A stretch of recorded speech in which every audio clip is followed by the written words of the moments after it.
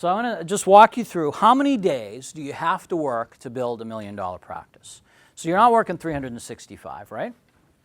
So let's take off right off the top weekend days. How many weekend days? 104, right? 52 weeks, Saturday, Sunday, 104. So we're going to take those right off the top. How many holidays do you generally work? 7. I'm going to be even conservative and say 8. I'll give you 8 holidays. How many vacation days do you take? 3? Okay, good. 4. Some take 4, some take 3. All right, let's keep it simple. Let's say 8 vacation days. So 365 minus these numbers so far. Let's continue. Continuing education. You should be spending time on continuing education, like we talked about clinical CE credits and certainly a lot of time with fortune management. So that's going to be important. You don't need to be working 5 days a week. Take Fridays right off the top. So take 52 days more right off the top. So you can do this in 4 days. The numbers work, trust me. So that, if you do the math, comes out to 183 patient contact days per year. It's reasonable. How many people would say they're working more than that right now? More than 183. I see some. How many less than 183? Just a couple. And the rest of you exactly 183? So that works out to be about 1,500 hours, give or take, if you're working 8-hour days. All right, so you got that number, 183. We're going to use that number as we move forward on this. So now let's decide, what do you really want to earn on top line? What is your top line production? If it's $1 million, then what that translates into, what's 1 million divided by 12? Who can do that for me? And the answer's right there too. It's not a trick question. And if you divide 1 million by 183 days, your production is 5465, 5,465. That's your daily production. How many people are setting daily production goals right now? 10%. And others?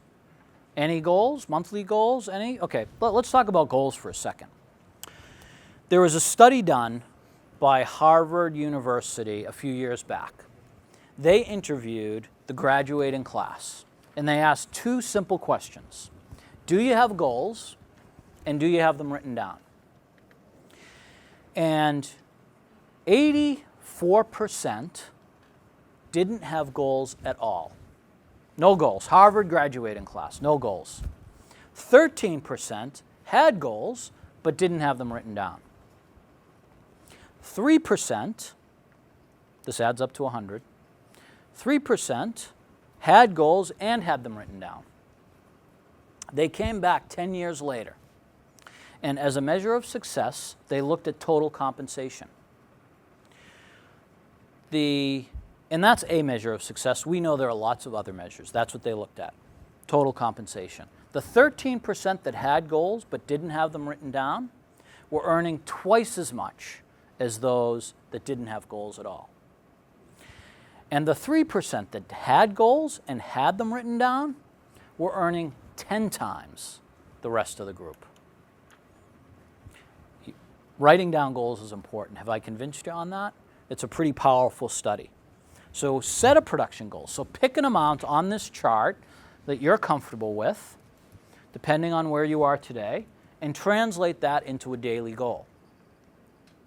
Remember one of the other key business systems that I spoke about at the beginning? Who remembers? It was somewhere in the list. I forget the number now, which order I gave them to you in. Scheduling to goal, right? So when you get very good at scheduling to goal, you're going to schedule around that daily goal. So you have a goal, it's written down, and actually I wish they had asked a third question in that Harvard study, which is, are you focused on it every day? Do you keep it in front of you every day? So another interesting thing to point out on this chart is, let's take a look at just 800,000 for a second. That's what? $4,300 a day.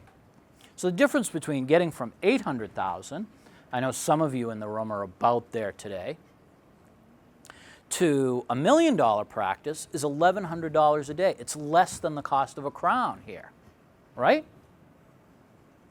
Maybe a Delta crown. Maybe you're getting $1,100 for a Delta crown. What's that? Can't. Do I need? Are you okay? Am I speaking loud enough? No. You can't even hear the question. Okay, so $1,100 is the difference between getting from 800 to $1 million or from 600 to 800. So it's reachable. You can do it. So let's continue. The other nice thing about working 183 days is your time is actually worth more when you're working less. Right? So if you're working 183 days, you're making $683 an hour. That's what your time is worth. 683. You think your time is not worth a lot? That's what it's worth. If you're up around that 235, even if you're working Fridays, if you add those 52 days back, you're at 235, you're making $500 an hour. There's a pretty significant difference. So what would you rather do? Would you rather be making $680 an hour or $530 an hour? I'll take the $680 an hour. And you're capable of that. So what's a minute of your time worth? It's worth $11.38 each minute. That's how much your time is worth. So if you don't think it's important to figure out how you're spending that time and where you're spending that time and getting your schedule maximized, it's really important to do that. You have to be thinking about it in that term. Oh, sorry, $1 million. So scheduling the doctor's time effectively is really important to get that. Make sense? See how this fits together? See how valuable your time is worth? You didn't know that, so how much time are you spending today, right?